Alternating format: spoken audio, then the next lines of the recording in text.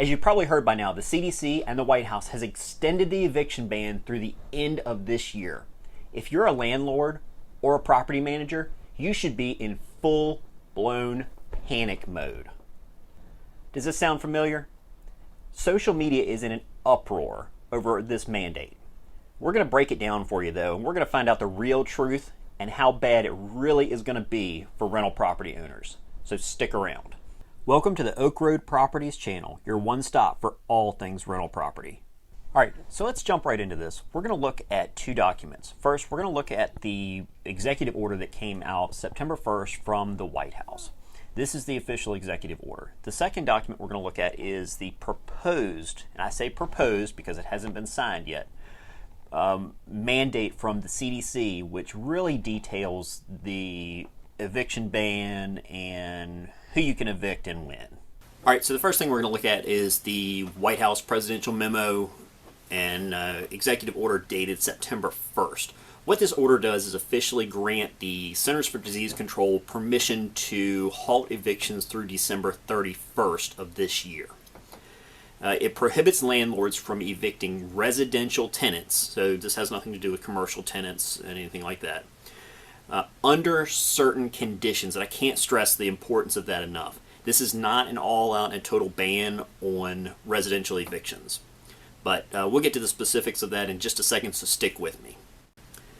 The definition of what the CDC calls residential is any space in a building that is leased for residential use. Now, what this does not apply to is hotels, motels, Airbnb type investments. That's completely different. It's more of a temporary housing. But if you have long-term tenants, follow along with me because this is important. The intent of this order is really, and kind of where they're going with this, is they don't want to make people homeless or force people into other living arrangements where they may come into contact with people who have COVID, or if your tenant has COVID, force them into a living situation with people who are currently asymptomatic. Now, I understand that completely. That makes perfect sense to me, and I understand where the CDC was going with that. There has been a lot of angst, I guess, online about where does the CDC get their authorization? What right do they have to tell landlords when they can and can't evict? That's not really their job, but that's kind of the background of that. With this, Congress has tried to pass additional funding for this. They have put money through Housing and Urban Development and through a lot of grant programs and things like that, hoping that they can stem evictions by providing support to tenants to pay their rent on time. What this unfortunately does not address is the landlord portion of the whole pandemic. It doesn't address foreclosures, it doesn't address mortgage forgiveness, anything like that, which I think is where a lot of landlords are hung up on this, and rightfully so, because we're allowing tenants not to pay, but there's no completion of the circle, if you will, with relief for banks or landlords. Now, here's the big one, and here's where I want to get to with this.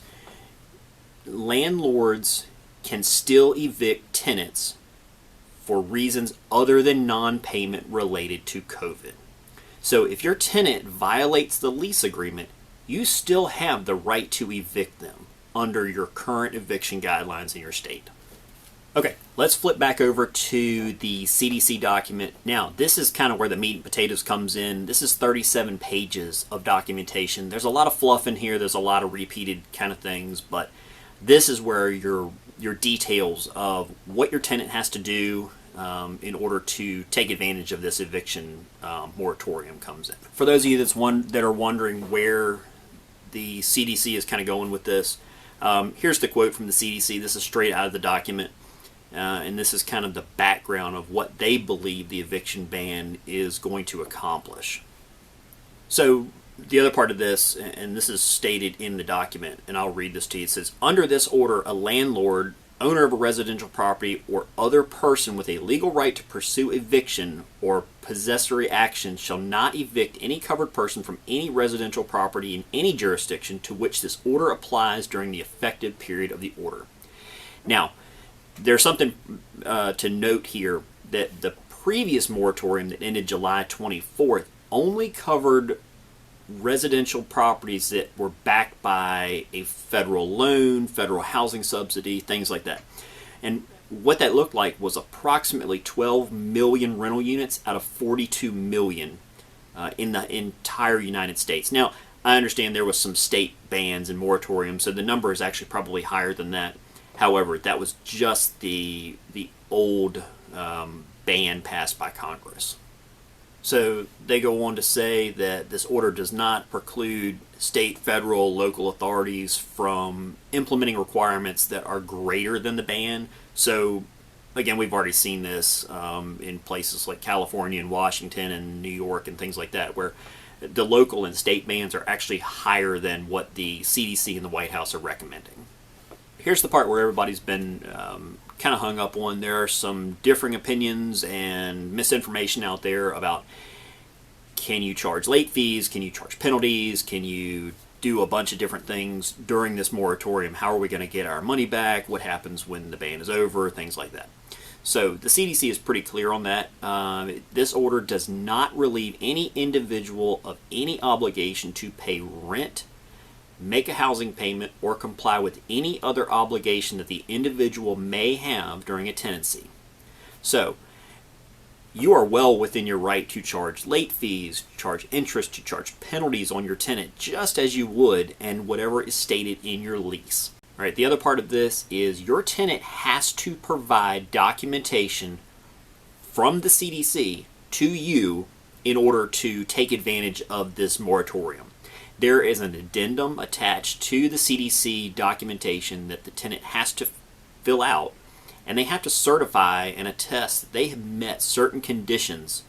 And basically it states that they have exhausted every conceivable possibility of ways to get money or funding or grants to pay their rent. All right, so number one, the individual has used best efforts to obtain all available government assistance for rent or housing. So this covers your HUD loans, local, state, federal grants, private funding. They've asked their mom and brother and sister and everybody like that. The individual either expects to earn no more than $99,000 in annual income or $199,000 if filing jointly for the tax year 2019. These were the same limits that were imposed for people to get a stimulus check, which is another requirement. If your tenant received a stimulus check, they're eligible to take advantage of this moratorium if they meet the rest of the criteria. The third income requirement is if your tenant was not required to report any income in 2019, they're eligible to take advantage of this. The individual or tenant is unable to pay the full rent or make a full housing payment due to a substantial loss of housing income, loss of compensable hours or work, or wages, a layoff, or extraordinary out-of-pocket medical expenses. So your tenant has to have lost their job related to COVID-19 and had loss of wages, and they have to demonstrate that. They have to supply pay stubs and things like that in order to take advantage of this. Number four, the individual or your tenant has used their best efforts to make timely partial payments that are close to the full payment. Your tenant just can't give up and say, oh, guess what, we're not paying anymore. They have to make an effort, and that has to be able to be documented. And the last one, and this is the most important one related to where the CDC is trying to go with this, is eviction would likely render the individual homeless. They don't want your tenants put out on the street, going to homeless shelters, the Red Cross, things like that, because they're going to mix people all together that may have been exposed to COVID-19, may be in contact with people that have had it. If they had it, they don't want people mixing that are asymptomatic, like we talked about before. There are some penalties for this. The order can be enforced by federal, state, and local authorities. This falls on your health departments and things like that. I don't foresee a lot of strict enforcement without a complaint from your tenant. There are some penalties if you really get down to it, though. And it restates this here at the bottom. This order has no effect on the contractual obligations of renters to pay rent and shall not preclude charging or collecting of fees, penalties, and interest. Again, the CDC and the White House is making it abundantly clear that you as a landlord have a right to charge any reasonable and normal late fees, penalties, and interest that you would normally charge a tenant under any other circumstance. Violations, they do state some violations: $100,000 to $250,000 fine, depending on the severity of the injury to the tenant. If you kicked them out in the street and they suffered some type of injury or death, $200,000 to $500,000 per event if you're an organization. So if you have a property management company or you own a large portfolio of real estate, there are some fairly significant and severe penalties for violating this order. Okay, so what are the key takeaways from this? There is a tremendous amount of hype surrounding this. There are a lot of landlords and tenants and YouTubers and things like that that are getting their information from news articles on either side of the political aisle, and there's just a lot of misinformation swirling around. So I highly encourage you to read both these documents, read them top to bottom. This is the law. This is the mandate. It doesn't matter what the news channel says. This is the meat and potatoes of what is going to go down between now and December 31st. I personally would not be surprised to see this this moratorium extended past January. I have a really hard time believing that the government is going to end an eviction ban in January and allow landlords to pursue eviction in the dead of winter. This has typically been an industry standard anyway, and the courts have repeatedly upheld in a lot of jurisdictions that evictions don't take place in the wintertime. We're not going to put tenants out in the cold with no place to go. So in your business planning, I would personally plan, and our company has planned, to have this carry on till at least the springtime. Thank you guys so much for tuning into this. I hope this was helpful.